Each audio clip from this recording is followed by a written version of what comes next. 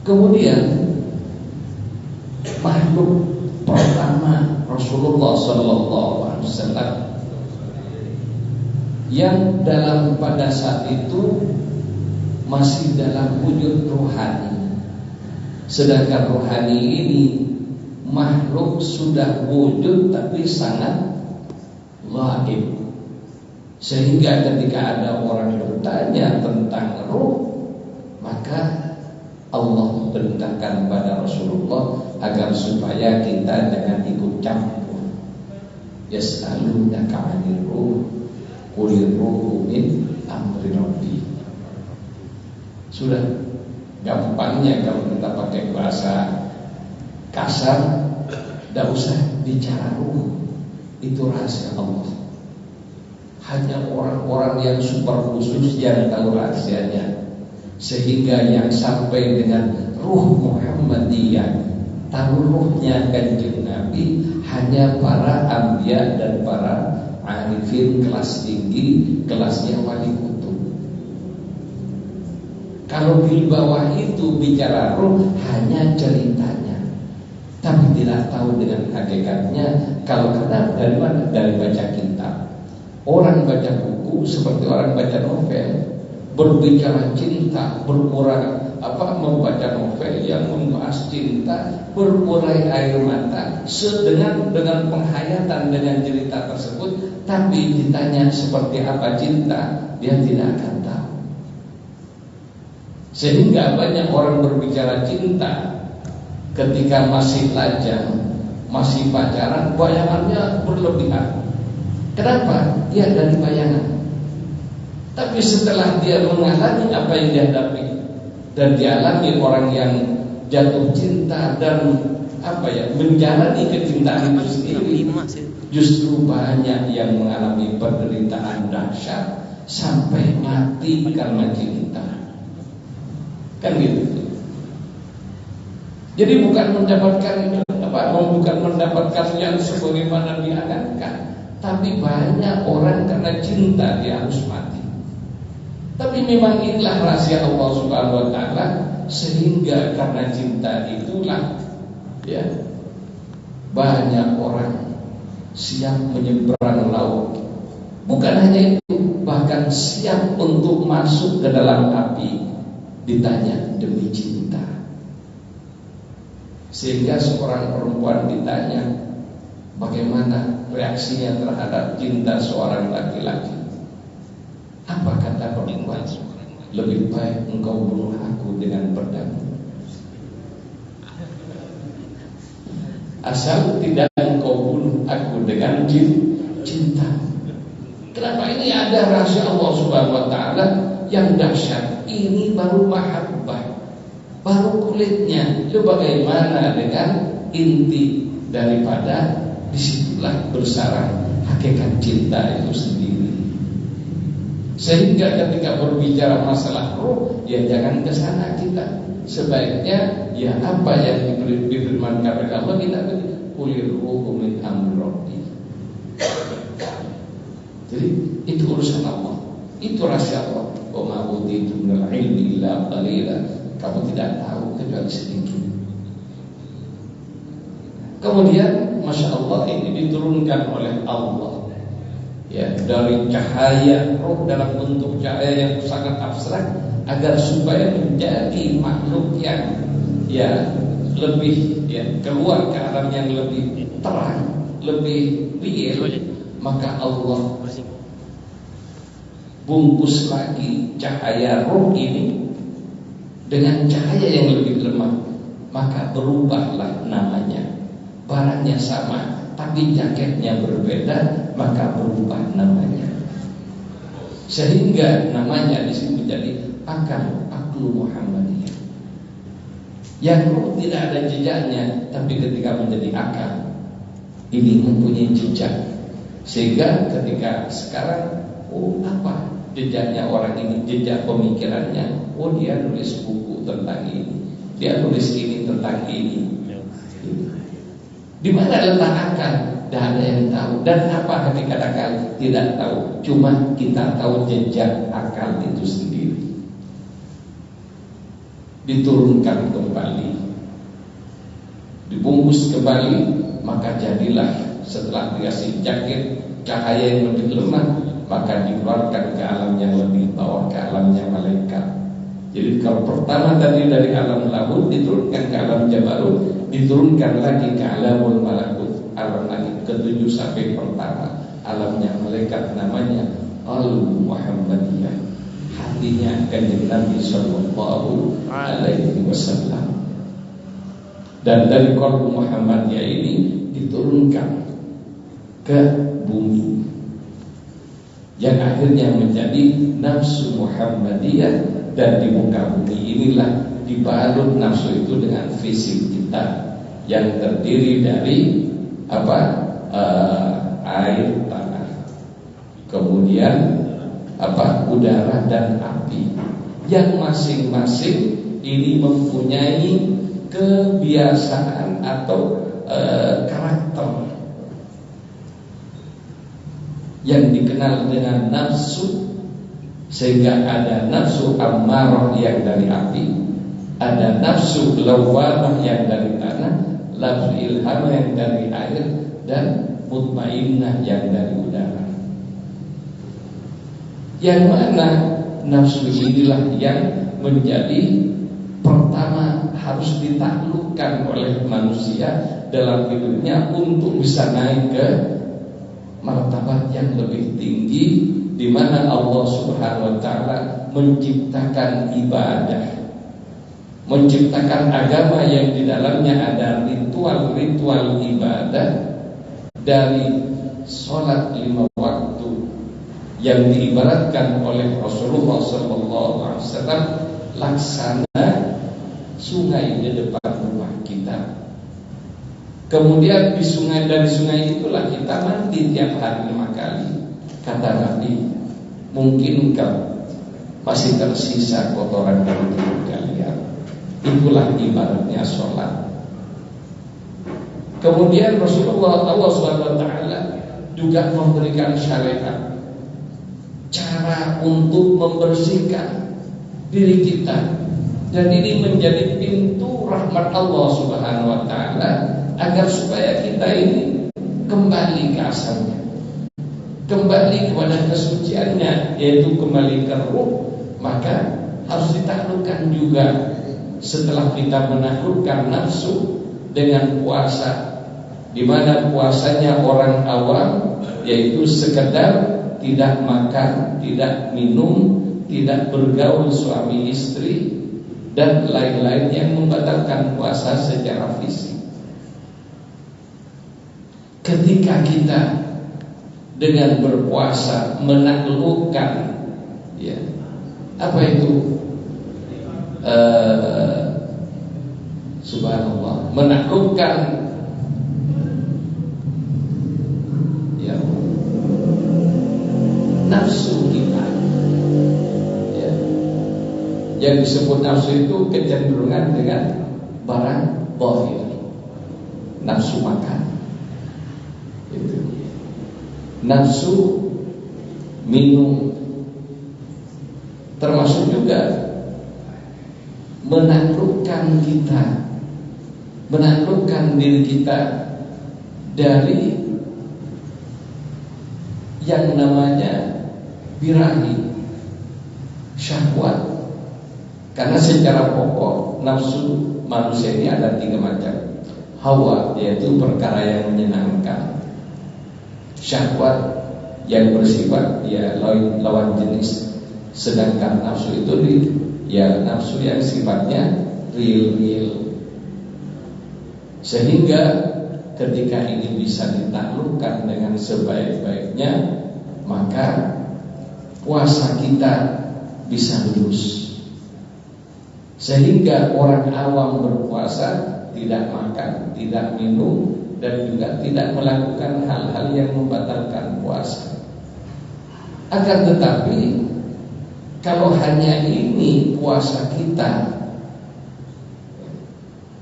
tanpa disadari kita masih melakukan hal-hal yang membatalkan pahala puasa kita. Yang membatalkan pahala puasa kita perbuatan-perbuatan maksiat yang selain makan minum yang membatalkan tadi. Di antaranya namimah, ngadu domba, memfitnah, yang mana saat ini paling gampang karena dengan adanya HP di tangan kita, Facebook, WhatsApp, Instagram, dan macam-macam, ya tidak sulit untuk mengedarkan maksiat, sehingga kita dengan demikian telah berbuat maksiat. Jika seperti itu, yang mengedarkan telah berbuat maksiat, dan maksiatnya maksiat jariah. Ketika dilihat 1000 orang, maka dosa 1000 orang kita kebagian walaupun tidur nyenyak, walaupun berpuasa. Itu. Kemudian demikian juga yang dapat sharing dari maksiat tadi, ya dia akan mendapatkan sharing maksiat yang mengurangi pahala puasanya.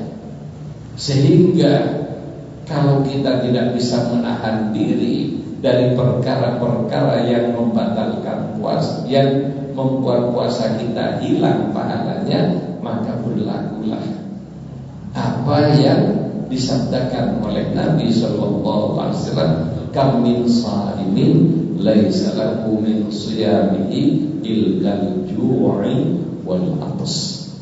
Banyak orang puasa tidak dapat apa-apa, hanya lapar dan dahaga aja. Kenapa? Ya hanya itu. Akan tetapi mending daripada yang tidak berpuasa. Kalau tidak berpuasa, sehari puasa tidak dikerjakan tanpa ada udzur syar'i, ya kita mengqadha setahun penuh tidak cukup. Karena apa? Bukan masalah seharinya, tapi pembangkangannya kepada Allah Subhanahu wa taala, dan juga mengentengkan. Jadi mengentengkan perintah Allah itu jauh lebih besar daripada dosa puasa itu sendiri. Oleh karena itu, ayo kita perhatikan, kita ini mau jadi tingkat level yang mana. Untuk sementara, ayo kita berusaha agar supaya ya puasa jasad yang intinya menahan hawa nafsu dan syahwat ini kita laksanakan dengan sebaik-baiknya. Dengan apa?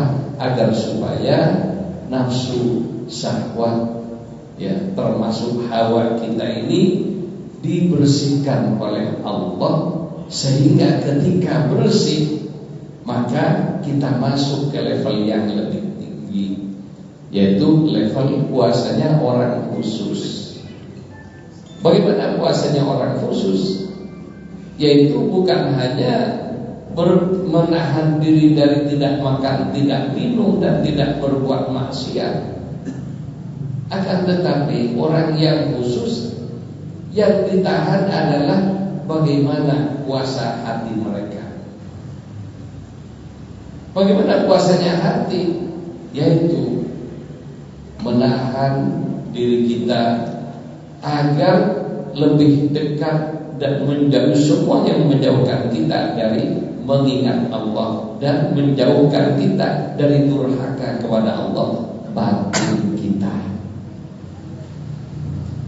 Jadi ketika pertama menghindari maksiat zahir, yang lebih berat itu menghindari maksiat batin. Dan ini tidak semua orang. Ketika ingin berpuasa, kenapa? Juga dalam Islam dikenal dengan adanya khalwat, menyendiri. Kenapa? Ketika kita bertemu orang dan hati kita masih kotor, biasanya ngelihat orang bajunya bagus, timbul rasa iri. Kemudian ketika berlanjut iri dan kedengkiannya, ya ngelihat cewek cakep pakai baju bagus, karena iri di bel tidak nyaut, ditaksir tidak memberikan tanggapan. Apa yang terjadi? Halah apa itu? Memang cakep tapi begini. Kenapa? Dia ada kebahagiaan cintanya. Ada kan? Jadi bikin macam-macam, termasuk juga bergaul, macam-macam peristiwa di depan di masyarakat.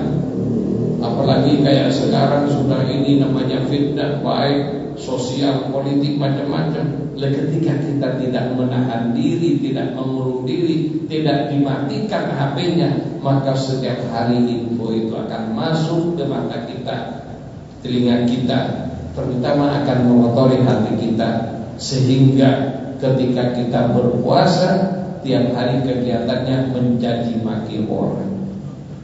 Ada apa tidak apa? Kira-kira tambah berpuasa kesempatannya memang ada di dalam rumah. Tapi kalau tidak berpuasa, buka HP walaupun dalam rumah, bisa tiap hari ya menimbun dosa, yang dosanya lebih berat daripada sekedar ya berbuat yang tohir-tohir tadi. Dan ini yang lebih bahaya.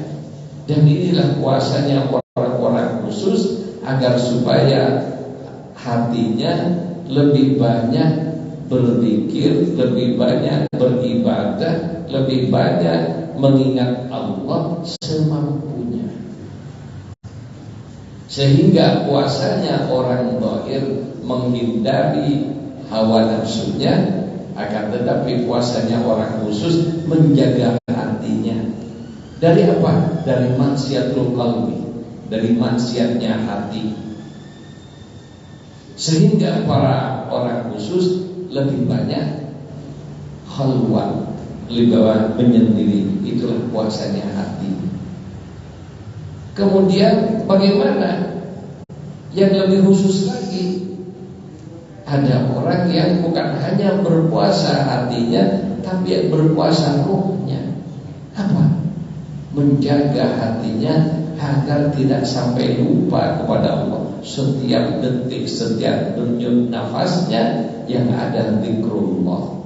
Setiap detik dan setiap denyut nafasnya yang ada la ilaha illallah, la matluba illallah, la mahbuba illallah, la mawjuda illallah, illallah, illallah, illallah, sehingga sudah tidak kelihatan seluruhnya. Sehingga disitulah orang dikenal dengan melihat Allah dengan cara yang telah ditentukan oleh Allah, dan tidak bisa dibahas laksana orang baca novel.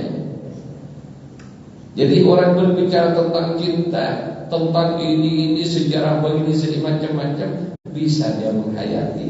Tapi kalau tidak mengalami, tidak bisa. Itulah juga ada orang mengatakan apa ya ini itu dan sebagainya, sehingga banyak fitnah di masyarakat. Kenapa?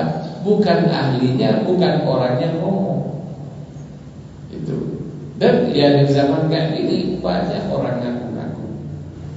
Oleh karena itu para hadirin rahimakumullah, mari kita jadikan momen Ramadan, di mana Ramadan ini Allah Subhanahu wa taala membuka pintu rahmatnya dengan seluas-luasnya, melipat gandakan semua pahala baik yang wajib maupun yang sunnah dengan kelipatan yang tidak terhingga. Ditambah juga dalam Ramadan ada Lailatul Qadar yang keutamaannya khairum min alfi syahr. Ini sebenarnya betapa Allah Subhanahu wa taala punya sifat Rahman dan Rahim, dan dengan itulah Allah membuka pintu rahmatnya untuk seluruh makhluknya, agar supaya bisa kembali kepada kesucian dan keabadian sebagaimana awal mulanya. Sehingga dari situlah ada orang ketika kelepek-kelepek di muka bumi, ibadahnya masih nafsia semua. Sehingga ketika ditanya, kan kok puasa? Iya, biar terkabul hajat. Kan kok puasa? Iya, biar begini, biar begitu. Kok sedekah? Biar berkah. Kok ini, biar ya, semuanya tujuannya duniawi. Ya, ketika kita seperti itu, maka berlakulah apa yang difirmankan oleh Allah dalam Al-Quran, "O may yurid harzad dunya nu'tihi minha wa ma lahu fil akhirati min nasib." Kalau ibadah hanya untuk dapat dunia, dikasihkan oleh Allah, di akhirat enggak dapat apa-apa. Sebaliknya, kalau kita sudah hatinya untuk kebahagiaan di akhirat, maka nazid lahu bi hadhihi. Orang yang beribadah untuk ukhrawi, dunia dapat bahagia dan di akhirat juga dapat bahagia. Ya contohnya kalau kita perjalanan, ketika kita berjalan menuju niatnya kemana, ke Surabaya, tapi sampai Semarang kita mandek, maka paling pol kita tahu Semarang, Cikampek pasti tahu, Cirebon pasti dilewati. Sebaliknya bila mau ke Surabaya, berhenti sampai Cikampek, sampai kiamat tidak akan tahu Semarang, juga tidak tahu Surabaya. Demikian juga kalau kita ibadah hanya untuk duniawi, maka akhirat tidak dapat apa-apa. Sebaliknya kalau kita ibadah untuk ukhrawi, maka dunia dapat, akhirat pasti dapat.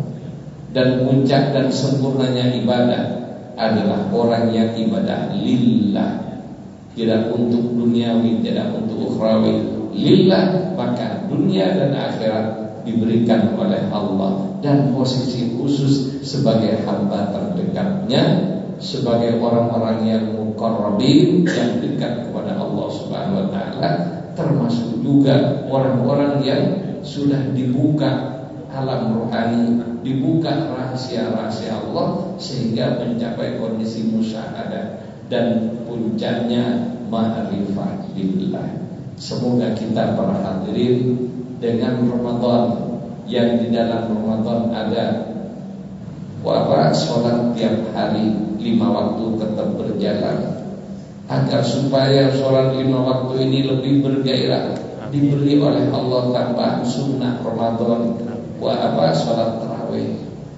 Kemudian agar supaya nafsu kita ini yang selama 1 tahun liar, maka Allah beri alat namanya puasa untuk melemahkan nafsu kita sehingga bisa naik ke qalbu kita yang berjalan dan berfungsi sebagaimana mestinya, dan orang yang lebih tinggi lagi ruhnya juga bisa sampai ke hadarat Allah yang dikenal dengan futuh, dan nanti sampai usul kepada Allah Subhanahu wa ta'ala. Demikian sekedar dari saya.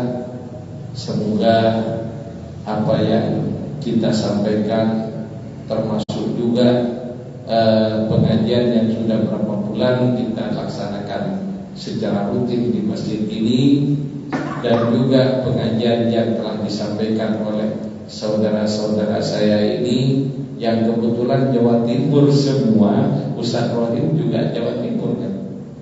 Ya, orang kalau nggak salah Ustaz Rohim itu orang Lamongan. Iya. Lumajang, Lamongan. Iya.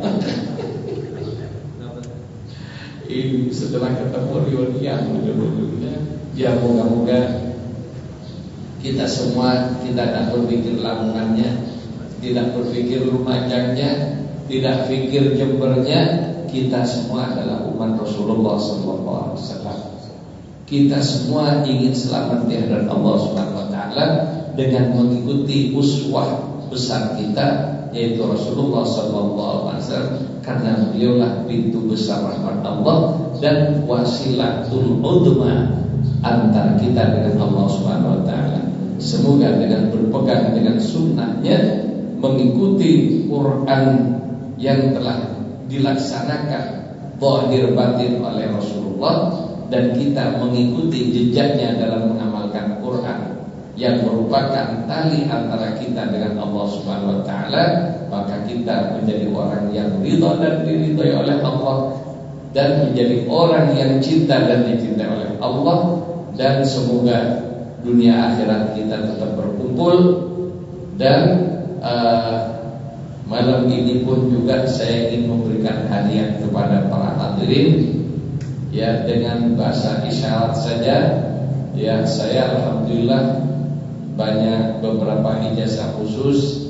Di antaranya saya ada ijazah musafah, ijazah berjabat tangan yang sanadnya nyambung sampai kepada Rasulullah. Para hadirin, malam ini saya beri hadiah ijazah tersebut. saja seanda monggo diangkat tangannya. Ya marhaban ya Rasulullah, niat menjabat tangan Rasulullah dengan wasilah ijazah ini, yang mana saya diberi ijazah salah satunya dari guru saya As-Syaikh Ansari Al-Banjari dari Banjarmasin. Dia mengambil sanad dari gurunya Syekh Idris bin Abid Al-Iraqi Al-Husaini, yang dari gurunya Syekh Ahmad As-Sukairin Al-Ansari, dan seterusnya, yang sampai kepada Rasulullah SAW. Dan semoga dengan ijazah ini kita semua dipersaudarakan, rohani kita bersaudara, dunia dan akhirat bersama. Allahumma jalla min awliyaikal muttaqin wa hisbikal muflihin wa ibadikas salihin birahmatika ya arhamar rahimin.